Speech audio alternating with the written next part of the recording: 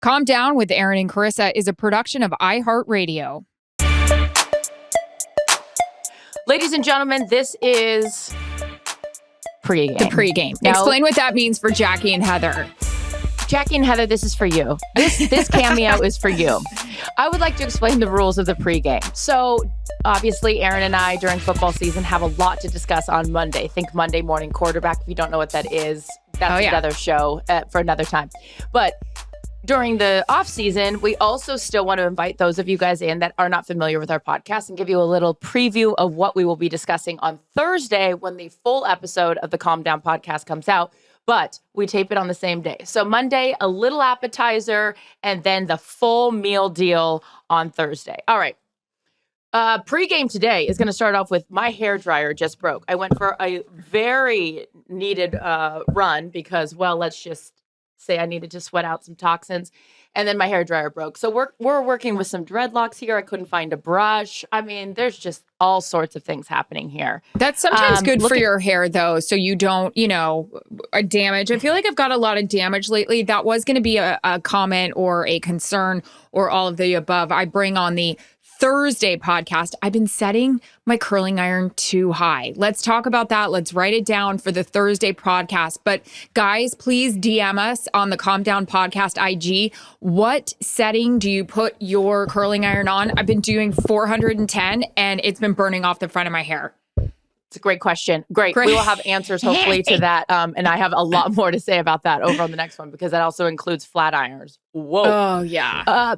Okay, you guys are awesome. I have to say, when Erin and I will talk about it in length over on the full episode, but we just got back from a vacation. I am a degenerate and kept my vacation going and just got back yesterday, which led me to a small little thing that I would like to just say. You guys are the best listeners because a couple of you approached me on the place that I was at and were like, we listen to the podcast and we love it, which is, I always think like no one's listening. So what was the demo of the people? The demo was guy, girl.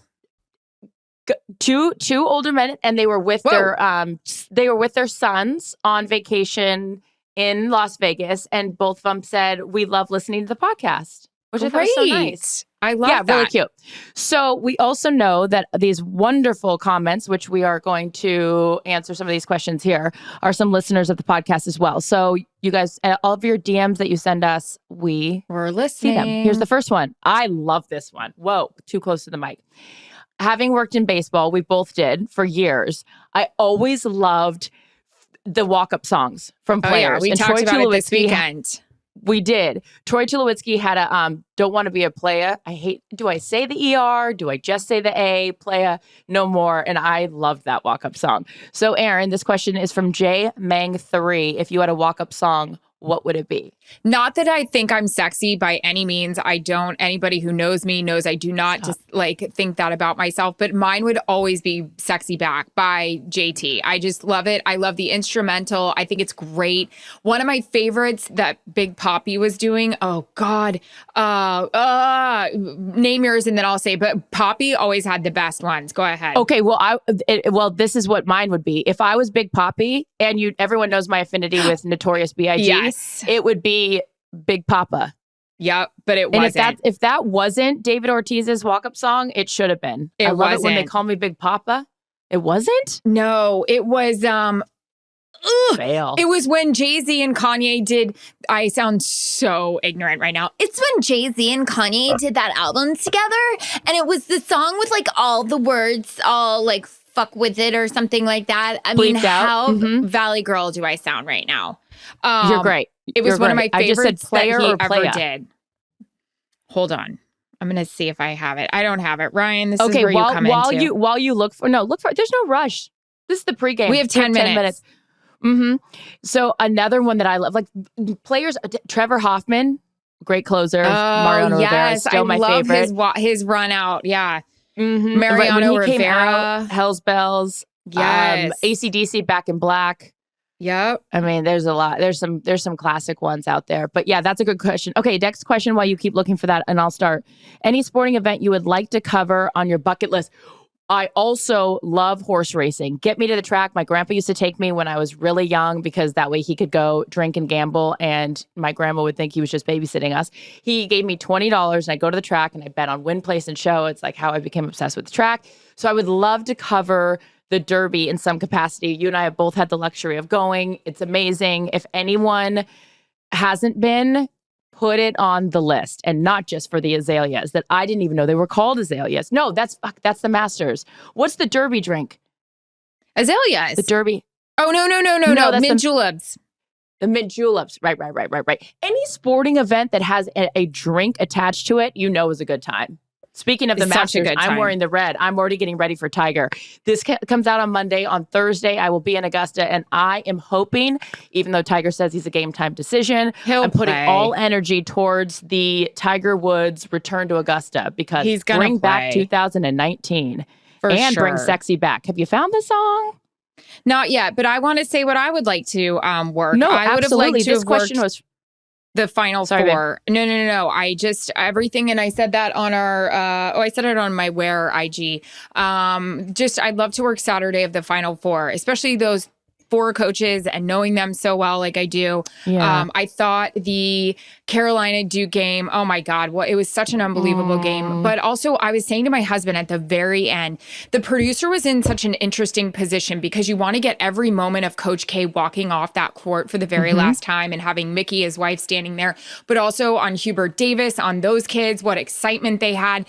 I love live television right now. We were just talking about it at lunch, how the producers handled the Will Smith, Chris Rock. See, live for you and I, that's our everyday world. But for a lot of other people that are in TV, they don't know how to do live. And I am captivated when shit goes real and shit goes wrong and people then have to adjust because they don't know a lot of the times how to do that. Anyways, there we go. No, anyways, that's actually a fantastic point because I was watching, and I don't really watch a lot of award shows. It's not like appointment viewing for me. Like sports is appointment viewing. Like sit down, watch Kansas Villanova, sit down, make sure I booked a plane ticket around when the game was on, the whole thing.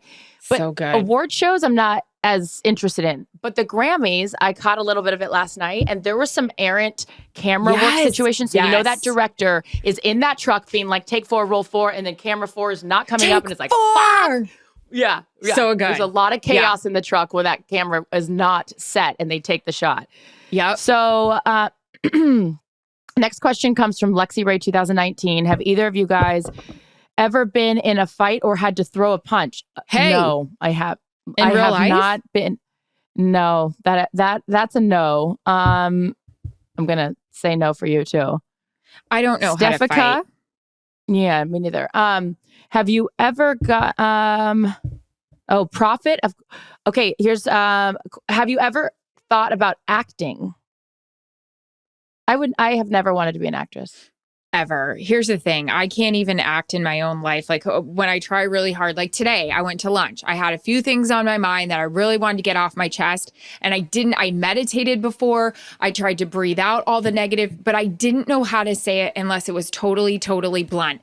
And then I kind of made a head movement at lunch and someone understood the vibe I was throwing off. And they were like, yeah, no. And I said, here's the thing. And I just went into it. And I tried to be nice, but I just had to say it.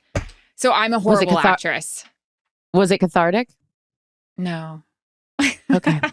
We'll talk about it later. I'm a terrible actress. In fact, I think I would be like, you can't lie. No. I couldn't, I can't, I can't I wear my emotions like all out there. Like I can't hide them. So I would be a terrible actress. Also, I don't think that I would ever want to date for an extended period of time an actor because I wouldn't know if they were being serious or they weren't being serious. Like I wouldn't want to get into a real committed relationship with an actor. That would freak me out. Here's the thing. If this is pre-Jared Stoll, if Liam or Chris Hemsworth had just knocked on my door one day, I wouldn't have turned him down, you know? You know what I mean? More of this conversation on Thursday on the full length of Calm Down podcast. This has been the pregame. Bye. Is it already over? Oh my God. Yeah. Calm Down with Erin and Charissa is a production of iHeartRadio. For more podcasts from iHeartRadio, visit the iHeartRadio app, Apple Podcasts, or wherever you get your podcasts.